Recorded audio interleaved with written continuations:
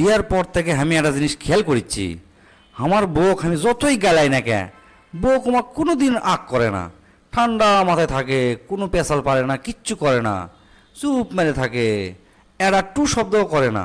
আমি যতই রাগ করি না কে, ওই তোমার মাথা নিচু করে তোমার রান্না করে চলে যায়, আমার জন্য আবার জম্পেশ করে চা নিয়ে আসে, বেশি রাগ যেদিন করি সেদিন আবার কপেও নিয়ে আসে, আমি আবার সেটা খায় ঠান্ডা হয়ে যায়। ঘটনা কি আমি তো বুঝিচ্ছি না, এত ভালো বউ হয় কার, আমি তো জীবনে ইঙ্গা খুঁজে পাইনি।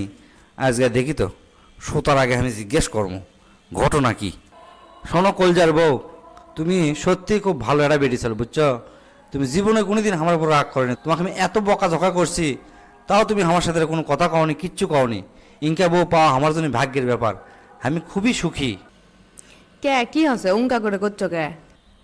এই যে তোমার উপর আমি কারণে অকারণে খারাপ ব্যবহার করি, রাগারাগি করি, তুমি এনা পরিমাণও তুমি আমার উপর অভিমান করো না। আমি রাগ করি ঠিকই, তুমি দেখতে পারো না। কখন তুমি আমার সাথে রাগ করলা? আমি বিয়ের পর তো একদিনও দেখিনি, তুমি সব সময় খালি চুপ মারি থাকো, চুপ মারি থাকো, আর খালি আমার সাথে হাসে হাসে কথা কও। তুমি যখন আমার ওপর রাগারাগি করো তখন আমি রাগে চা বানাবে যাই।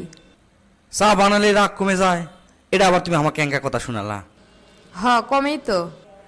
চাটা বানে ওই চায়ের মধ্যে আমি থুতে দেই, তারপরে তোমার কাছে নিয়ে আসি। তারপরেও যদি রাগ না কমে তো তোমার ব্রাশ দিয়ে আমি বেসিং পরিষ্কার করি। তাও যদি রাগ না কমে তো ওই ব্রাশ দিয়ে আমি কোমর পরিষ্কার করি।